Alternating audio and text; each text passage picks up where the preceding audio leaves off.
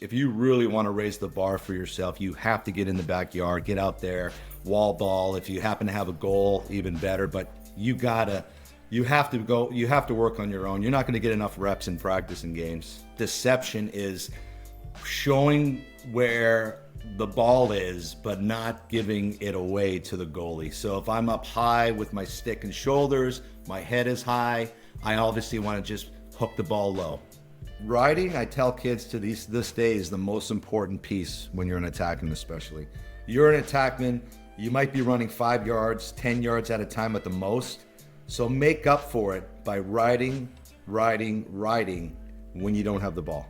Hey guys, welcome back to another episode of The Ride. It's your host, Zach Quezada. I appreciate all those that have been tuning in through all of these episodes. We're on episode 12 at this point. We're really excited to continue to see the show grow into lacrosse season. College is starting. Obviously, high school is getting set to start as well. So that's a very welcome change in my schedule as well as hopefully yours. But we're super excited to be bringing you a bunch of different episodes as we get into the March time frame and farther into the season. If you have any suggestions, comments, people you'd like to see on the show, please feel free to email me at zachtheride@gmail.com. That's going to be Zach with Z-A-C-H. Today's guest was Tom Marechek, obviously a guy who needs no introduction, Syracuse legend, Philadelphia Wings legend, played for the Washington Bayhawks. So really we had a great conversation, obviously, on his talent and how he kind of evolved as a player over time, getting to Syracuse as a freshman, not seeing the field immediately, but then growing into that role as the competitor that he was, how he translates a lot of those skills to players that he's coaching today, what he's doing in the lacrosse scene today as well. We talked a little bit on Syracuse's bumpy / roller coaster start here to the season. I know they had a pretty nice win against Utah here this weekend. So yeah, it's an awesome conversation. We got more into the 2025 season as well. So again, it was just amazing to even have him on, such a legend, and I appreciate him stopping by. Hopefully you guys find value in it and enjoy the ride. Well, Tom, thank you for joining us today. Extremely honored that you decided you wanted to show up. I know it took us a while to get the episode, scheduled and ready to go, but excited to be sitting with you. How are you doing today? I'm doing great, Zach. I'm doing great. It's actually, believe it or not, it's probably only 60s here in Florida, which is like 30 in New York, but enjoying life, had my coffee and the exercise, and I'm just getting on with my day. Everybody's got those sweaters on in Florida, 60-degree weather. Yeah, they're your skin your blood gets a little thin living here. We've been here over 5.5 years, and 60 feels like 30. So.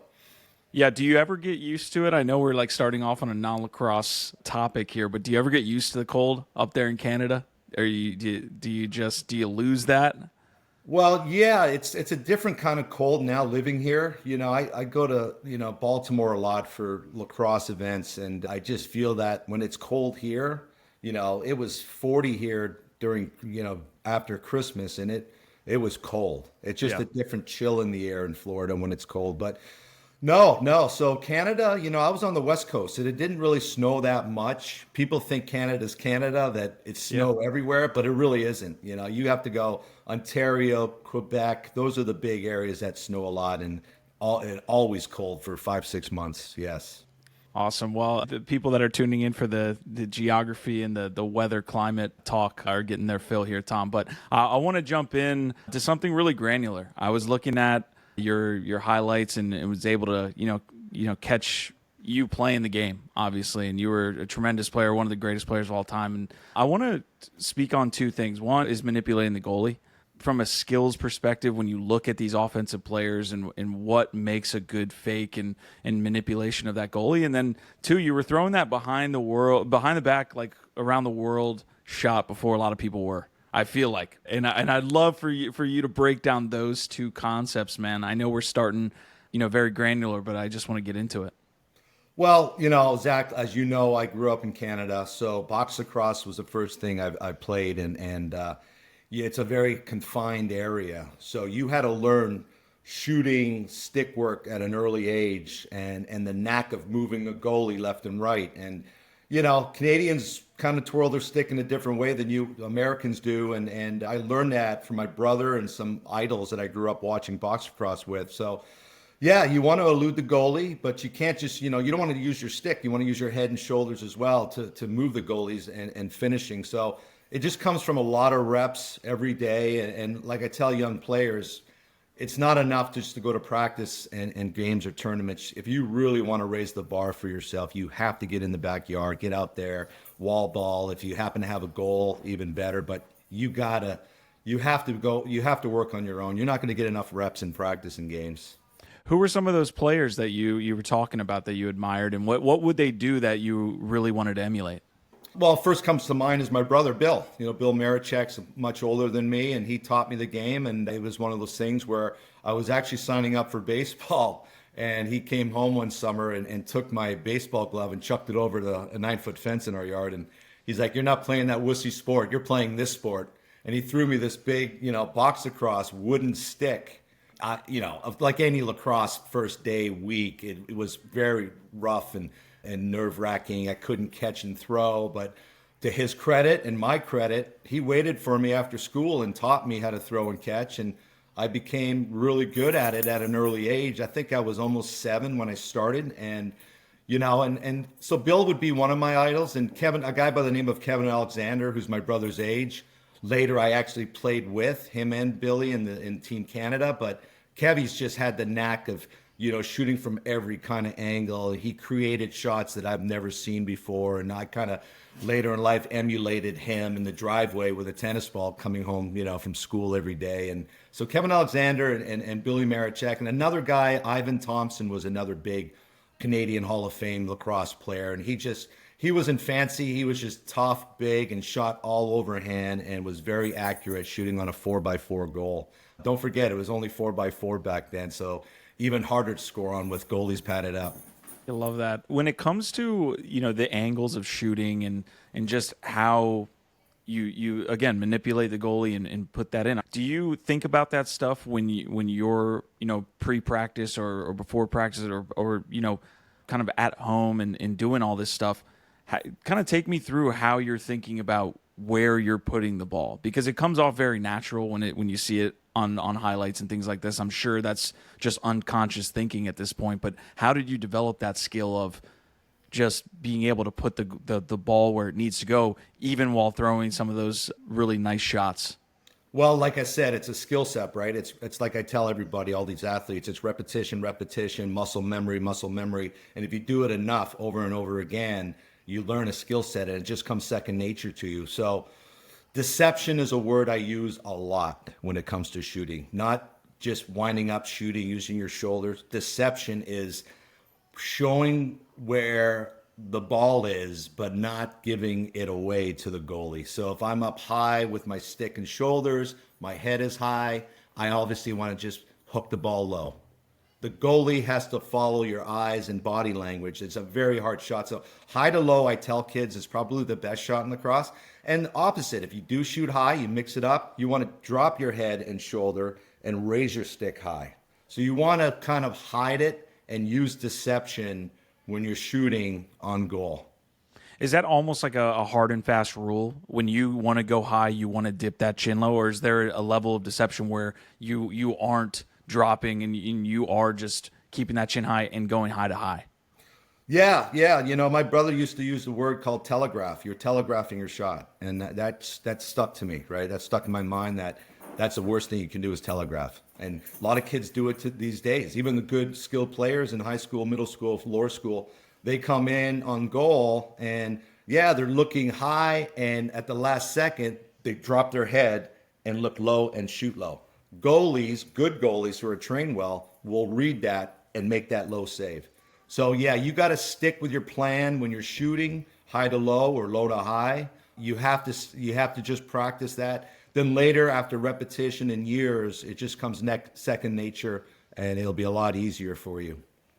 There's this real renaissance, it feels like, with stick work and the way that guys are playing these days, where they're just throwing amazing, passes as well as just goals. Jake Taylor comes to mind and things like that from Notre Dame. But there's a ton of different guys, Connor Fields, all of that stuff down the line. But it feels like when I go and watch you guys play back in the day, you were throwing some of this stuff too, even with a shallower pocket.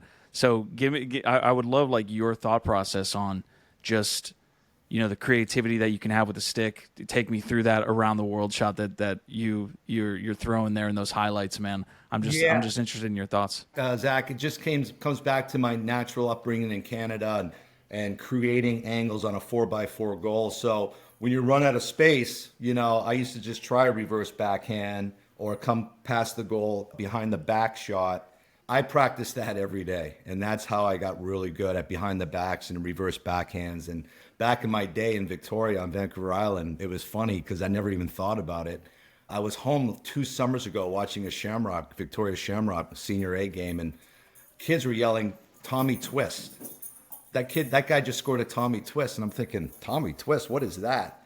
Apparently, that's what they called it when I was growing up, because I used to do it as a kid, and that name stuck. So reverse backhand in Victoria was called the Tommy Twist growing up on the island. So I'm pretty proud of that.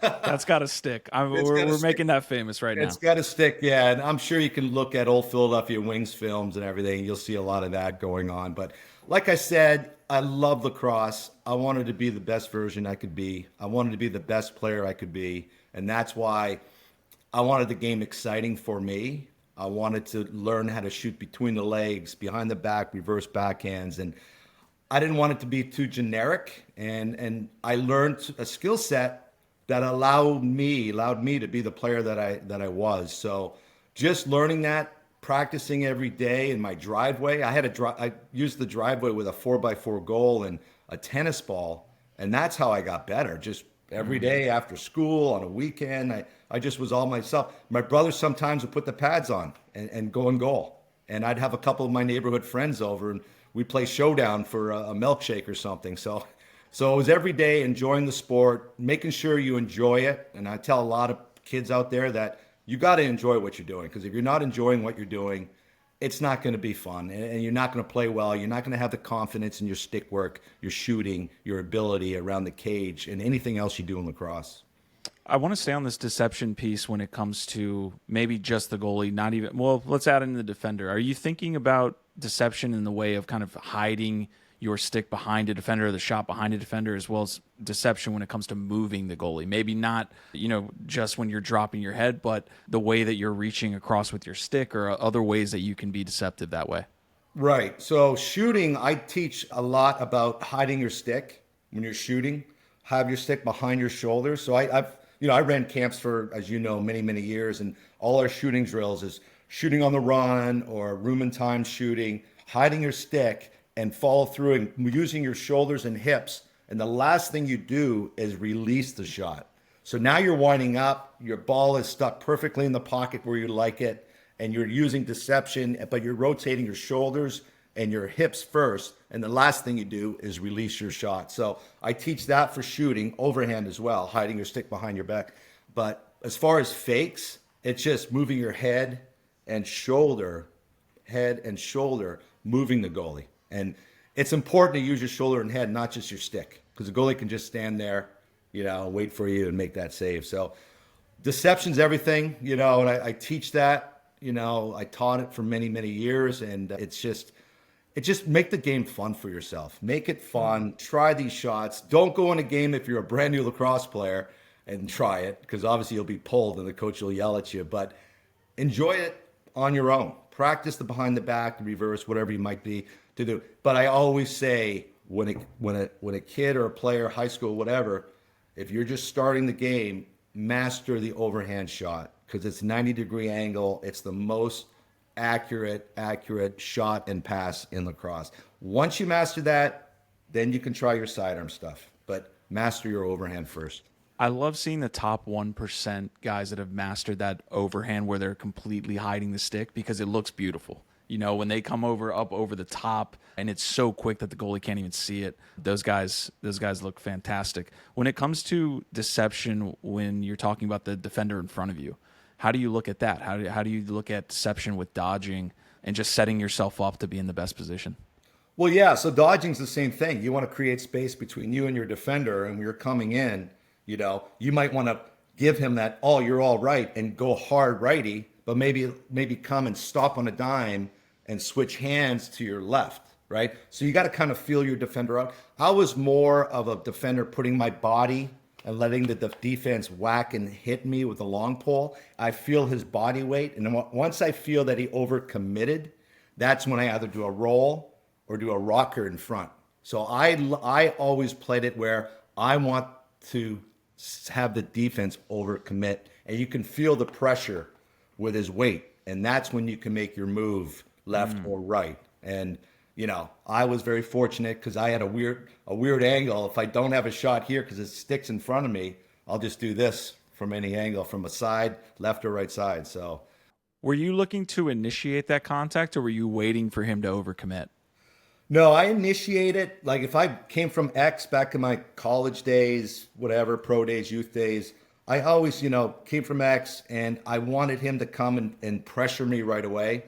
Rather than, I actually had more trouble with a guy like Pat McCabe, who I played with at Syracuse, who never pressured you. He just waited to go over your head or a ding-dong check. And I didn't know how to protect my stick. When I went to Syracuse, I learned a lot right away because, don't forget, I didn't grow up playing top-level field lacrosse. It was all box.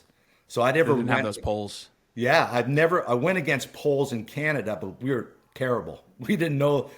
They didn't know how to really check with poles in Canada, so it was easy with that. But going to the States, my first year at Syracuse, Pat McCabe was one guy that sticks in my head that was amazing. And, I had to learn to tuck my stick because I knew his stick was either going to come over my head or a ding-dong handle check. So I had to learn and adjust as I went. You're seeing like a proliferation. I'm coaching it much more now to my high school guys of these holds coming into the game, and I just want to ask, like, even in the box game, were they throwing all these holds that you're seeing in college now, where you're really sitting on one side and you're just turning them back a little bit harder with these Revo holds and the V hold? Yeah, back in the day, it was box lacrosse was rough, right? It was just wooden sticks hammering you. Jamming, and it's just two hands. Box lacrosse, you can have your hands separated and give you a cross check. So, and you felt those hickory sticks, those wooden sticks. You went right through your pads, and although we wore a lot more padding, you felt that. And the biggest goal for defenders in box lacrosse is keeping you out of the zone, the middle, because they don't want you in that moment. Because we play in a hockey arenas, it's a small area as it is. They need to pound you out of the middle because that's your best scoring opportunity. Keep you to the side. So that's how defensemen were taught back then. But no, there's some holds in field lacrosse I see and all that. But you just gotta you gotta be smart. You gotta use your brain. You gotta use your feet. You always gotta move your feet. It's one thing I tell kids: move your feet. Even though you don't have the ball or you have the ball, you're not doing your job if you're just standing there. You have to move your feet into some space, create an ability to obviously pass or shoot. But you got to move your feet because it's going to be easy for the defense to guard you. All right, we'll jump in and out of the kind of X's and O's talk and the technique stuff, but I want to jump into Syracuse now.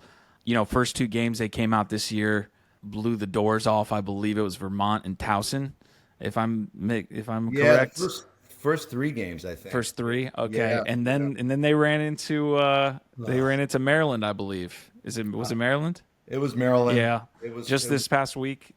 They will have this episode will come out after this weekend, so they will have played another squad by that time.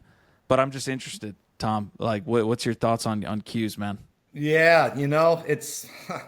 I tell Gary, who's the head coach, my best friend, that he knows that I know that you got to win the big ones, and you have to start winning the ACC conference games. That was big, but going to Maryland was tough. It's a different environment. It was cold and wet on that turf. Maryland adjusted. They did a great job shooting. They kept the ball low and it skipped off the turf. Syracuse, for some reason, kept shooting high all second half. That was a big difference. Their shooting percentage was terrible for Syracuse. They should have been probably spoken to or had a whistle and say, listen, we got to start placing the ball low because it's going in on us. We got to start doing the same. So it's, 11-7 was the score. I'm not happy, but was the first big game, and it's still February. Let's face it, it is February, so we do have time. But that was a loss. But I think their shooting killed them, and defense was okay at times, but it wasn't the same defense as they had in the first three games. Their defense, their first three games was unreal.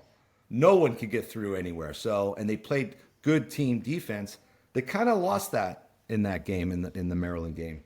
As a defensive coach, I love watching D mids and just the skill at which is played in that position is played at the college level. And the two D mids, or at least one of them that I saw, number 12, I don't know his name, fantastic player, and that was a reason for the first couple games they couldn't get much done because they're attacking those shorties and you can't beat them. Yeah, I mean, take me through some of this more of the Syracuse piece. What makes them such a great offense? Well, I like it because everybody touches the ball, right? You're not going for the one guy, one hitter up top. Like every team has a stud midi that just everybody watches dodge, right? That's not going to work for Syracuse. They have a guy like Hiltz from Canada, lefty. You watch Hiltz, he play. I tell my own sons, who's a lefty, my own son's a lefty attackman, watch Hiltz, off ball, with ball, his feet's always moving. He's just, when he comes from the right side and slides across top, right to left, he's always moving with eyes, and he can pass at any given time. And he's so dangerous at passing. Sure, he has a great shot and he can finish, but his passing actually makes him more of a threat than his shooting ability. He's a great key player to that team. Then you have, obviously, you got Thompson, number 23. He can score goals. He's more of a finisher. Spallina dodges from X a lot. He's a good feeder as well. But you get those guys, Hiltz and those guys. Then you got Leo from St. Anthony's, right? Leo's one of my favorite players on that team, number 7. He can score at will. He can dodge. He's not very big, but he's a lefty. He can shoot and dodge and feed, so he can do it all as well, just like Hiltzy. The criticism basically is that, when it comes down to it, can they get a dodge by somebody, right, to create the offense? Is that kind of what you see from them, and that's going to be their biggest, I guess, problem? I mean, they can share the ball like crazy, like you're saying, but can they beat their guys? Well, they can, but you have to create space for those guys that can. Leo's probably, I think, the best dodger on that team. Then you have English. You have the midi English, who's really good too. He can dodge, but you got to create space. If they're going to dodge from up top or the wings, those other guys better be moving out of the way, and that's the only way they'll. Any given day, yeah, an English or a Leo can dodge their guys and beat them, but you need to give them space. You need to give them the opportunity to do that. But the feeding and the offense is great, but like I said, it's gotta be great every single game, not just the first 3 games. It has to be every game going into it. So I'm sure they're practicing right now, working on the mistakes they've had. I love that you bring that up because over the past 15 years, and I know I'm kind of generalizing there, it's been tough, right, for Syracuse. What do you feel like was missing other than in those big games? The L obviously sometimes came up, but what in that kind of drought period, what was missing there? I think they got away from what Syracuse was all about, as being creative and everybody touching the ball, like I said, and working together. That was our standard when I was there for those years. Everybody had a role on the team, and the offense had to click, and the defense had to click. I think they lost a little bit of the team antics as far as the defense all playing well together, and that was the drought. And I think our last Final Four appearance, if I'm correct, was 2013, which, when I played, it was unheard of. Yeah. When I was there, we were there 22 years in a row, which would probably never be beaten, Mm-hmm. So plus there's so much more parity out there. You got your Notre Dames out of the blue. You got your Princetons, your Denvers, your Yales. You have teams now that win championships. We were back in my era. You're looking at Carolina, Hopkins, Syracuse, Maryland, and that was about it. Then, after I left, Princeton started their run, then Virginia. But in those 80s and early 90s, there was only like 4 teams that dominated, but now it's like anybody can win in each year. And so I think it was just getting together. Recruiting is a piece. I think the recruiting part, we didn't get the best players anymore. It's not like everybody's knocking down, back in the day, Coach Simmons Jr. or Desco's door to come to Syracuse because we're a national powerhouse. You have other schools. You have other options now. Like I mentioned, you have Notre Dame's. You got the Dukes that came out of nowhere, Duke and Carolina, all those teams. So I think we lost a little flair on the recruiting piece because it used to just come naturally. And that was a big problem, I think, as well, with that drought. I want to stray off topic just very quickly and get your answer here. You obviously, have run camps nationally and you've been around the game, been such an important part of the game. I do wonder how you think from your time to now about the growth of the game in that time. Are we on schedule? Are we a little bit behind what you thought the game would get to, 20, 30 years down the line? What are your thoughts on the growth of the game over your time in it? No, I think it's still growing at a rapid pace. You see, when I was here for 5.5 years at IMG, I recruited a lot of kids from different, not hotbed areas. We recruited probably 10, 11 kids from Utah. We had kids coming from California, St. Louis, Chicago.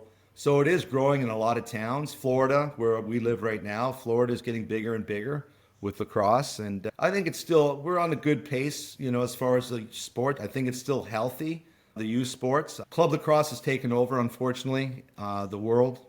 And I wish I'd see more instructional camps out there to really get these kids tuned up and better. I just don't think a lot of club teams specialize in getting each individual player better. And I think we're losing that with the new clubs. A lot of new clubs come up, let's face it, for the directors to make money, right? And that's a downfall. You're going to have great clubs out there, of course, and produce a lot of good players to go to good colleges. But I think we need to start thinking about instruction, specialized training, getting these kids better. And it's going to be overwhelming to see how much even more lacrosse players come out of that, because they are better and they don't quit the game. They stay with the game, and that produces more players in the whole nation. Being from, not Long Island, not, the Maryland area, which area do you think produces better players? Oh, that's a tough one. That would be a fight for most of those guys from Maryland and Long Island. They both produce some good players. Let's face it, the leagues are great. The MIAA private school in Maryland, they say is still the best league out there. And they do. They produce some great players from all those great schools in Maryland. Long Island has some great teams and good schools as well. So that's a tough one. It's a tough one. Back in my era, Long Island for sure and upstate New York for sure was more dominant than a lot of Maryland in the 80s. But I think it's more equal. I think they are producing a lot of Maryland, some really good athletes coming out of Maryland. And I don't want to shoot myself in the foot because I have a lot of friends in Maryland. Yeah, very political answer there. All right, we'll jump back into the college game real quick. Any last thoughts on kind of this season? What other units or players really stand out to you when it comes to maybe a surprising start, maybe a not so surprising start? You saw UVA with kind of the slower piece. Yale came out kind of slow, but anything else in 2025 that you're interested in? Yeah, look at Richmond. Richmond came out on fire, and they're looking pretty good. I watched them beat up on RMU first, and they just beat they beat UVA last week. So Richmond's got something going. I haven't seen them that high in the rankings, ever. Notre Dame still sits number 1. Duke I think is 9 or 10. You got your normal, Hopkins just, they're up there too. They're number 10 right now. But no, like I said, Army. Yeah, Army's doing very well. There always seems to be good. Army seems to be a team that's a sleeper. It's like, oh, it's only Army, whatever. But they win big games. Yeah. They beat top 10 teams every year, at least once or twice a season. So look out for Army. Obviously, you got to look out for Notre Dame, always still, and Duke. And hey, Syracuse has to turn around. I think they can. So love it. All right, we'll see that play out. I want to kind of rewind the clock a little bit. Let's talk about your time at Q's. It was before my time, obviously. So I'd love for you to kind of break down your time there and just a couple of those championship games would be great to dive into. 89 and 90, I believe. Let's do it. Let's just have the whole convo, man. From the time you got to Q's, did you kind of see yourself as I can play here and I can do it as a freshman, and I just want to get into it? No, not at all. It was a complete opposite. I'm thinking, how do I crack the lineup? I'm from a different country. It's a lot colder in Syracuse.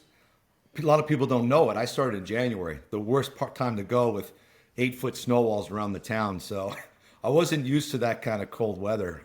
But those guys are good. I stepped on a team that just won the national championship in 1988. And I'm like, there's no way I'm playing much this year, but I have to prove myself. It took me after 3 weeks when we started practice in that February to get adjusted. Not only from the cold weather on Coyne Field outside, I wasn't in the best shape. I had to get back into good shape, but I had to get adjusted on my field lacrosse sense because I didn't play much field lacrosse in Canada. It was all box. I had to learn to beat a long stick, like I mentioned. I didn't know how to go against really good poles. Not only Pat McCabe, we had a Mark Stouffer, we had a Jim McNamara. We had some really high-end poles on that team. So I had to get adjusted in dodging, and it was a different skill set when I got to Syracuse in '89. But listen, time went on, and I think after a month I started gaining more confidence, and we scrimmaged each other. I started scoring more goals, and I cracked the starting lineup as a freshman, which is hard to do, especially at that time. How did you frame kind of not being in the starting lineup and try to push into that lineup? Was it just going against the ones as a scout team guy? Was it how did you stand out in that environment when maybe you're not a starter? Hey, Zach, I played sports for many, many years. I played top-level soccer. I played semi-pro soccer before I went to Syracuse. I played lacrosse all my life since I was 7. I've always been a starting player. So for me to sit on the bench, it wasn't going to happen to me. So I made sure I cracked down every practice and stayed after practice to get better. And my goal was to make the starting lineup, not to beat out the guy that everybody talks about that was on the national team the year before, but I happened to beat him out. He was a starting attackman. Great guy, good player, but I wasn't used to sitting on the bench, and that's what made me hungry and got me better and practicing against good defenders and but relaxing, making sure I just use my skill set that I already had in my head, because I was always a good skill set player. I was always, creative. So I had to let those juices flow as well. I couldn't be tight. I couldn't play tight. I had to do what I've done all my life and yet practice what I've done, but be smart with it. How much of an emphasis was there on riding when it came to the game, right? Like were your coaches looking at that part and saying that's the difference? I'm glad you brought that up, Zach. Riding, I tell kids to this day, is the most important piece when you're an attackman, especially. You're an attackman, you might be running 5 yards, 10 yards at a time at the most. So make up for it by riding when you don't have the ball. And we had a really good riding team at Syracuse with my good friend, God bless his soul, John Zilberti, myself, Greg Burns. We rode our butts off when we lost the ball. And sometimes it was only a 50-50 chance that the other team cleared the ball, which is crazy. Wow. Usually it's what, 85% of the time they usually clear the ball if it's a percentage. So we rode and rode and rode. One guy would drop back, the other guy would pressure the goalie, the other guy would pressure the long pull on the wing. We made sure it wasn't an easy clear. So riding is a lot. And I tell guys, listen, middies play both ways. A lot of them play both ways. They're running 60 yards, 70 yards, tired, and they got to get their butts back. Not as much these days, they come off, but we have to make up for it as attackmen and ride, because those middies are working, moving their ball, bringing the ball up for us and busting their tail back to play defense. So the least we can do is help them by riding. And that's why riding's a big piece. I love that. Let's jump into the 89 and 90 season. And I would love to hear your experience, man. I saw highlights from both of those games.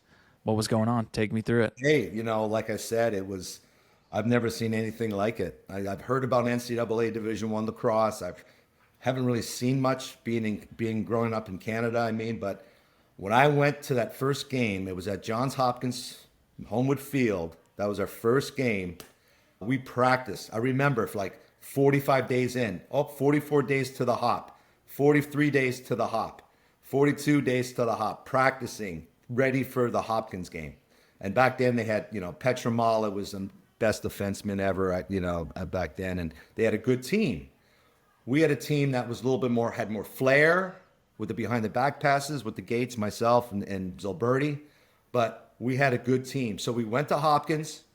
I get there, I think it was, first week of March. It was still cold. gray, dismal. I get there, we're warming up on the field, and I remember it was a wet day at Homewood Field, and I'm looking around the stands at Homewood going, wow, 10,000 fans for a lacrosse game. I've never seen that. I've seen 5,000 in an arena for box lacrosse, only during the Mizzo Cup, which is the best, cup in Canada to win. But I've never seen that many people outside in a stadium. So I was nervous. I had the blood flowing, and I had the jitters, and the band, that freaking Hopkins band kept going, and it was annoying. And they just took over the stadium. All you hear is hop, hop, hop, and I went in that game. I started, and I ended up scoring a hat trick. I had 3 goals my freshman game, my first game, and maybe an assist or 2. And the game went back and forth, back and forth, back and forth, and we ended up losing, I believe, 15-14. So we just won the championship before I got there, and we were so pumped up for Hopkins, and it was a great game. They doubled us from behind with seconds left. We doubled them, they scored. We had a shot with a minute and a half to tie it up from outside. I'm not going to mention who that was, but we ended up losing that game, and we went back to the airport, all with our suits and ties, and I realized this is for real. Like this college lacrosse D1 is for real. I've never had anything like that. The fan support, like everybody, it was a game. It was on, and it was the best rivalry. It was Syracuse versus Johns Hopkins. So, the season goes, and we faced them again in the championship game at Bird Stadium on a beautiful sunny day, probably 90 degrees, and it was another tough matchup. Back and forth, goals 3-3, 4-3, 4-4, back and forth. Was there something different that I'm sure the coaches changed up a little bit of the game plan, but was there a different way that you guys were attacking them in that second meeting that year, or what was the emphasis going into this second game? No, not really. We didn't really have a different strategy for that game. It's just, we had a whole season under our belt from the first game. We killed teams that we played all year, but we just went in and said, let's work on our man up, let's work on our man down. Let's work on our lines. Let's keep doing what we're doing that we've achieved all year, but be smart with it. And it was tough. It was the matchup of Gary Gate versus Dave Petramala. That was all over the news. Best defenseman versus the best midi. That was the big matchup. Then all of a sudden, Paul Gate, his brother, comes in and scores 4 goals and was MVP of that championship game. And he was just shooting rockets, 100-mile-an-hour rockets on Quinn Kesenick was in goal. So I had a goal, I think, that tied it up after the first quarter or halftime. I don't remember. That was my only goal. I had another chance. I got stuffed. We started the episode today talking about kind of deception in with the goalie. What made Quint so hard to score on sometimes? He was a little water bug. He was a water bug. For one, he had a long handle. His stick was as big as him because he wasn't a big guy. He was a really good orchestrator with his defense. You always heard his voice. You always heard his mouth going left, right. So you always heard him.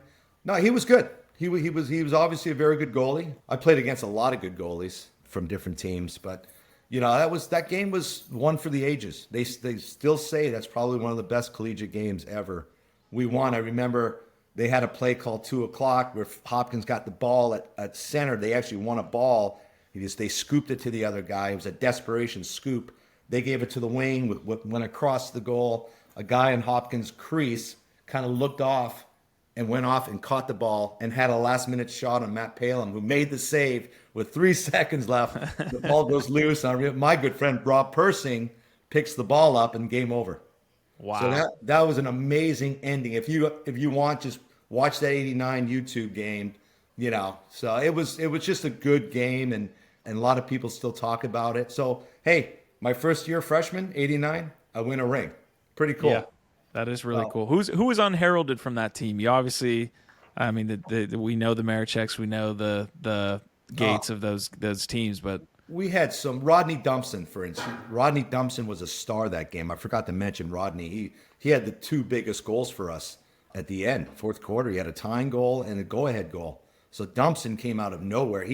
he was the third midi on the Gates line, so he had a lot of pressure. He was with the Gates already on Gotcha. the line, and Rodney's a good friend of mine, great athlete, had just two beautiful sidearm goals on Quint. Quint was screened on one of them, but they were key moments to score, and he did it for us. So definitely Rodney dumps him without a doubt. Greg Burns on attack played really well. Then you got to talk about our defense. We had Mark Stouffer, we had Pat McCade, we had actually Bobby Smith came in from nowhere. He was our fourth or fifth defenseman. He came in and started that game, and he was really good, unbelievable. Face-off, Kirk Pratt. Kirk Pratt was our face-off guy. Max McGee came in later in that game because Kirk was hurt. But there's a lot of players and people, second middies. You got the Dan Caheys and, the Andy Bolins and Joe Bonacci scored a big goal. Joe Bonacci. So I could just go on and on. But yeah, it was just a great game. And I know that a lot of people still, talk about that game.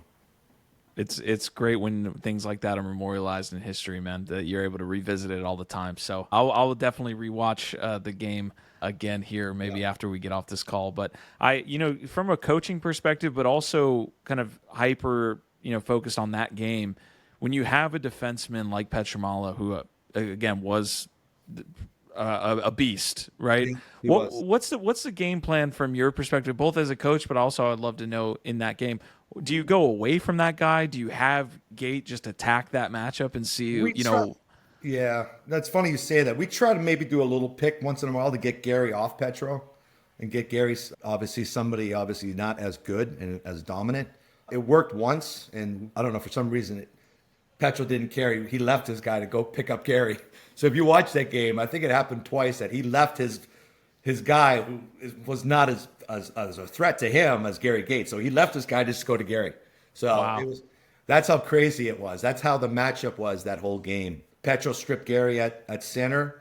Gary finally scored on a drive down the right wing on Petro, and the ball literally just stuck on the scoop of the stick and barely went in as he's falling to the ground, and Petro was on Gary. So that was the only one-on-one goal Gary scored on Petro. I think Gary had another man-up goal before that, but it was just a matchup, and defense is defense. I think Brian Volker was a good friend of mine. He was on Paul Gate, and Paul just had a hot hand.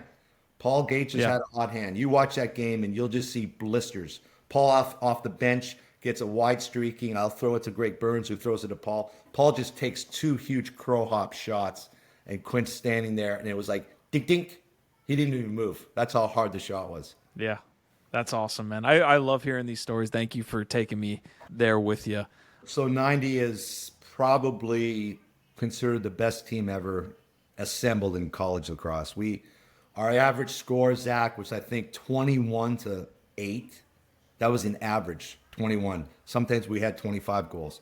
But it's funny because a lot of those games, Gary, Paul, and I would be off at halftime, which kind of ticked me off. We're like, all right, we scored our, 12 goals, the three of us, between the three of us, and we're off the rest of the game. But it was a good culture to bring the other second, third liners up and second attack, third attack line to get better. And then that was Roy Simmons, being a good coach as he was, just getting the guys in because, hey, we're already up, 12-2 on Cornell.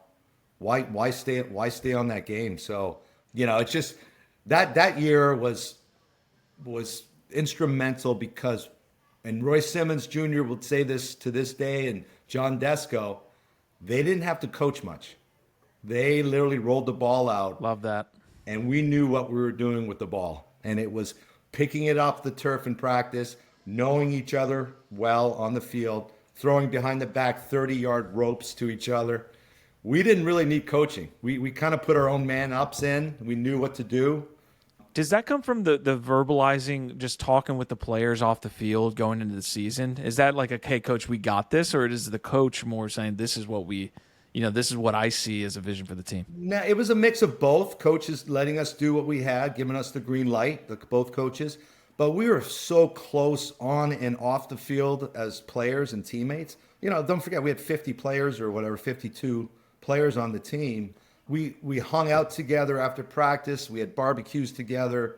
we were a family. We were a family. We talked at parties of what you need to do better, how you can get open more. So we were very connected, not just on the field with the coaching staff, we were connected off the field as well. And that gave us the confidence to do what we did in each game that, hey, if you messed up, we would yell at you as players. We didn't need the coaches yelling at you. If you messed up and were lazy, we would tell you that. So, we made it that, hey, this is the real deal. We're a team, but we're going to make you, know that if you are lazy at any given time, we'll tell you. Can you take me through the championship game real quick for that season? Yeah, there wasn't much of one, but it was actually our average score. I think it was 21-9 that championship game against Loyola. Different feeling for sure. Yeah, a lot different than the 89 championship, that's for sure. We just, we came on. It was close first probably 10 minutes. They scored, we scored. Then finally, we just broke through. We had, behind the back goals left and right. We had between the legs. We had Charlie Toomey, who was in goal the whole game. He's the head coach at Loyola now. He was in goal the whole game. And beautiful day at Rutgers. It was at Rutgers. It was a gorgeous sunny day again. And there was a fight. There was actually a pregame fight that broke out at midfield. I think they just wanted to kind of, wind us up a little bit because I think in the back of their mind, they knew they didn't have a chance to beat us. So they wanted to start something. I think it was Brian Kronberger, their captain, Mitty, Pat McCabe, and Jim Egan, who's the other attackman with me that year. They started something. There was pushing and shoving. That was before the game. We were still in our tank tops warming up. We weren't even dressed yet for the game. Then later in the game, a ball goes out of bounds near Loyola's bench, or our bench, can't remember. A pushing match. Somebody pushed the ball, a guy out of bounds. Then everything corrupted. Loyola's grabbing guys, outside the field. We're grabbing guys. There's punches thrown. And that was, so everybody forgets about that. There was actually a fight before and a fight during the game. And we just did our thing. We stuck to our game plan, Zach. We did what came naturally to us. And Gary had a big game. I think he had 5 and a few assists. I had 3 and 5 assists. And we had some really nice goals, great man up goals that everybody touched the ball and man up. And that helps the game. It's so pretty to watch when that ball is zipping around and everybody gets a touch. I would love to break down a little bit of your Wings career as well. You're obviously a prolific NLL player as well. We only have about 10 minutes left for the episode. So as I say for most of the guests, we got to have you back. Maybe break down some other parts of the career, but would love to hear a little bit about you getting drafted and then traded to the Wings and just your career. Yeah, so I was in Syracuse still finishing up. I graduated in 92. But I still had to come back because I started an extra semester. I started late in January. So I was finishing up and basically, I was round, first, second round pick, first round, 8th overall to Buffalo Bandits, which was down the road from where I was, 2 hours from Syracuse. But I wanted to enjoy myself. I just had 4 long years of college lacrosse. I had a girlfriend at the time. I just wanted to chill. And I didn't want to get into something right away. I did go up to a Buffalo Bandits practice with a friend at the time. And, I just, I had that gut feeling this wasn't the team for me. And I didn't really want to play. I only do something if I have 100% of my heart in it. Mm-hmm. I just wasn't ready to jump into the NLL, which back then was the MILL, Major Indoor Lacrosse League.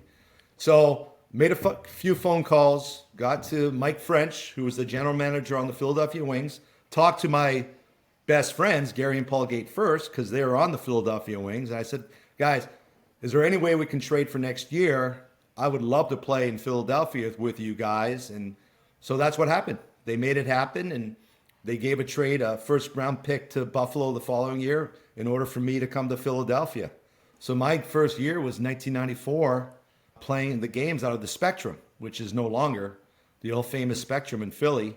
And I remember this specifically. I didn't crack the starting lineup because I was flying back and forth from Syracuse to Philly for practice, in the winter of 93. Seasons never started until January. So I was there with Paul Gate. Paul Gate was living in Syracuse. We'd fly together. stay in a hotel, but we practice at this Harmony indoor place in New Jersey.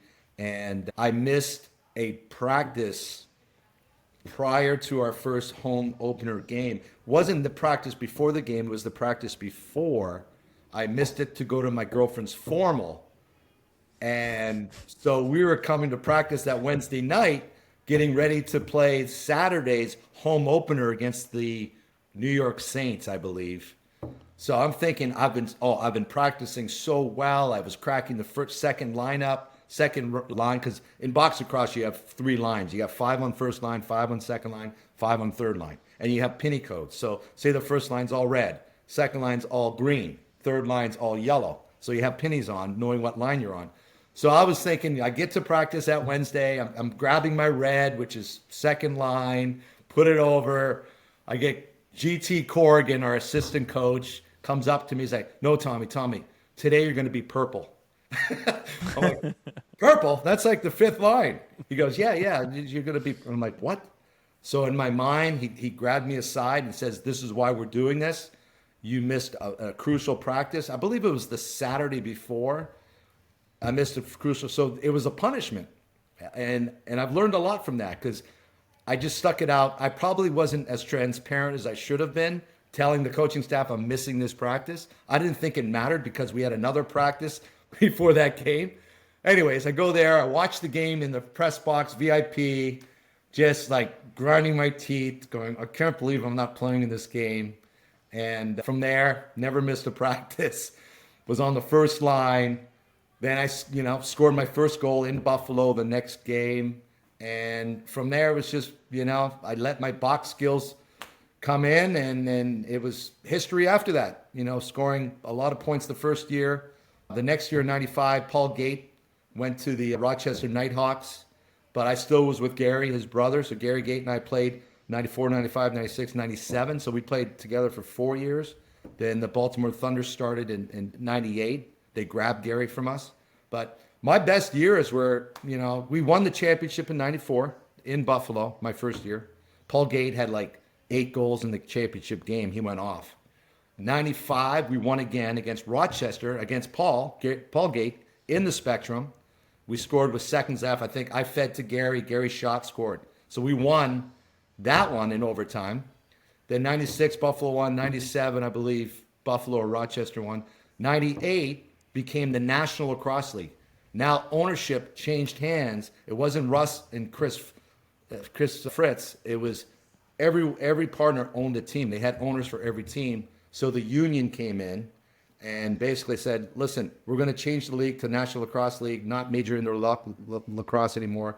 We win in 98 without Gary Gate. And that was a big win for us, because we're thinking we don't have a chance without Gary Gate. We played so well in 98 as a team. We went and beat, I believe, Baltimore round robin. So we won in 98, and we kept going. Toronto Rock started in 99. They won. 2000, Toronto Rock started. They won. 2001, we go to Toronto in front of a sold-out crowd, 21,000 fans, Air Canada Center. Like, unbelievable. I've never been in front of that many fans in box lacrosse in my life. Packed. We shocked the world and beat them. They had it in the papers. They're going to three-peat. Philadelphia has a lot of Americans. They don't like cutting through the middle. They're scared. So we had a practice before that game, and we were just on point. I had a big speech about the ever-ready battery, how tough we are. We're better athletes than these guys.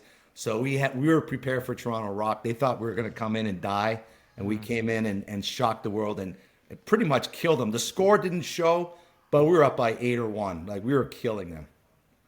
Tom, you've been on a lot of winning teams, and it stood out when you were saying your first year at Syracuse, you're like, I'm just not made for the bench, right? But what about being on a winning team can you kind of relay to the folks listening to this and the players and the coaches?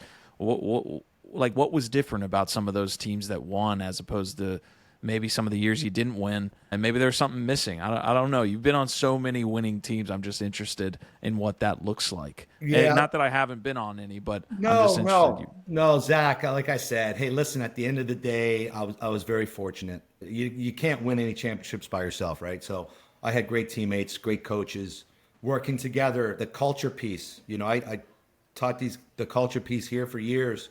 You have to have a good culture. If you don't have a culture, then you don't have anything. You're not going to win anything.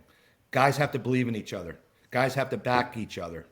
You have to have a good culture to be successful. And I was very fortunate at a very young age. We always had a good culture. We had a coaching staff that believed in us, who got on our butts if we screwed up, but believed in us. We had support by the families. That's number one key, is the culture piece. Second, I would say skill set. You got to practice every single day. When you practice hard. You have to practice. When you're practicing for a reason. You're not going through you're not going there just say you're just going to get a workout in. You're practicing to win every time you step on the field, right? So it's just one of those pieces where practice makes perfect, right? And you have to practice and you have to get better with your teammates. It's good to get better, like I mentioned earlier on the show, that you're on the wall, you're in your backyard by yourself, but you got to work together well with your teammates. Pick and rolls, two-man games, all that stuff. You got to do it together.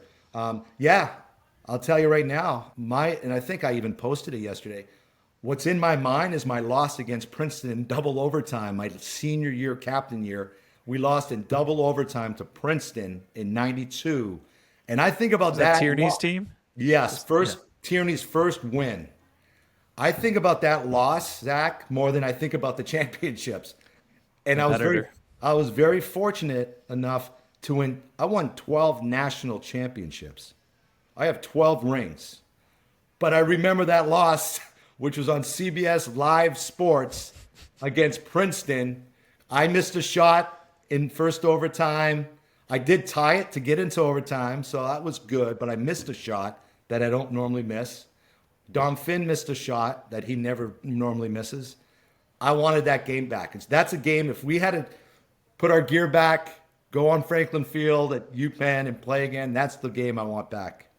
There's something in that. There's definitely like the competitor psychology behind hating to lose more than you love to win is there's something in that.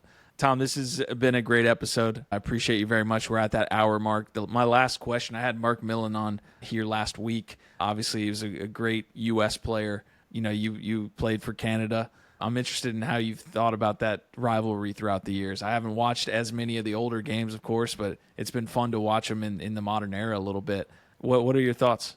Well, I'll tell you, I won't take long. 1990 was my first experience on Team Canada, and I got to play with my idols, Kevin Alexander, who I mentioned, and my brother, Bill Marecek. So I'm playing with older guys, and obviously the Gate brothers. So that was 1990 in Perth, Australia.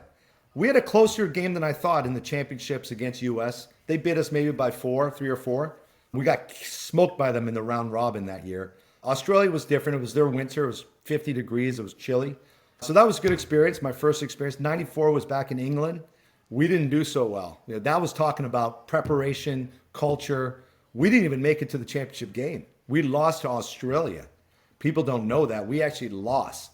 So we got the bronze in 94. And that was probably the most disappointing, besides the Princeton loss, that I think about. It was a disappointing tournament for Canada. 98 comes. So Mark Millen and I lived together. Did he tell you that? No. Mark Millen and I lived together during the 98 World Games. We would actually train together in our driveway. So Mark and I lived together. We played club lacrosse for Mount Washington, Team Toyota together. So we knew our skill set. We played attack together, and we trained and trained and trained. So that was kind of weird. And that game, as you know, if you look back, that was the huge comeback game. USA was up 11-1 going into the fourth. Yep. He talked about it. Yeah. We came back and tied the game.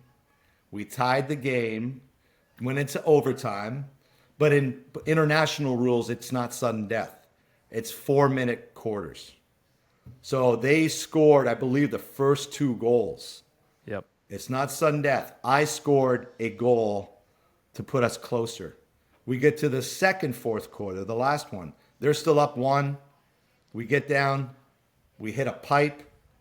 I hit a pipe. John Tavares took a shot. Salacasio made the save. We could have easily tied that game. Before the overtime, though, I remember who was one of our defenders came all the way down the field, right on top of the goal on Sal, and I believe it was Pat McCabe on US, just tipped his stick last second Oh, to make the ball redirect. yeah. And our defender, I forgot who it was, had a shot right on the doorstep. But Pat McCabe, just came in and whacked Trail. the stick. Yeah. Oh, you could watch that game, and that would have we would have won the game, no overtime. But it was an amazing. So those are my things. I missed '02 because the MLL. You could either play for your Major League Lacrosse, which I did for the Baltimore Bayhawks, or you can play in the World Games. They wouldn't allow you to do both. Got it. And I stuck. I probably, in hindsight, probably should have played for Team Canada because we came close that year, winning as well. And my last hurrah was in '06 in London, Ontario, Canada. And unfortunately for me, I tore my hammy, like really, really bad hammy sprain, and didn't play much in that world. And I had a really good summer with the Bayhawks too.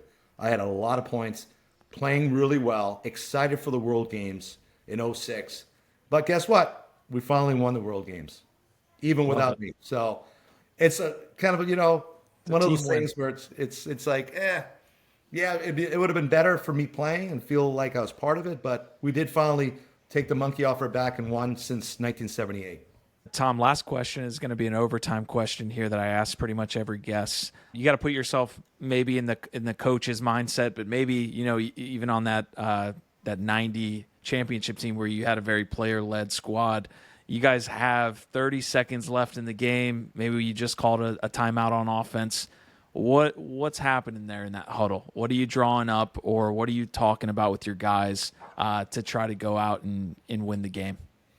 Well, obviously your big player is going to obviously have the ball like everybody on the other team knows. So you want to obviously draw up something where you kind of shift that around, maybe have somebody start with the ball and create a pick for that big shooter or player. You have to have a mindset. You got to be relaxed when it comes to that. You can't be panicky, and you gotta trust in each other. Like I mentioned, trusting of this is the play that's going to work. Somebody starts with the ball, throws it down low. The big shooter might come from the wing with a two-man pick. You just got to trust. You have to trust it, and that's what you have to tell your team. Trust each other and not panic. You can't show it in your eyes. You have to just trust each other when it comes down to that point. This has been a great conversation, Tom. Appreciate you very much. Folks at home, you got a great one. Hopefully you find some value in it, sitting down with Tom Marechek, just going over the great years you had, man, and I'm excited to see what you do in the game going forward. Thank you so much, Zach. I really appreciate you.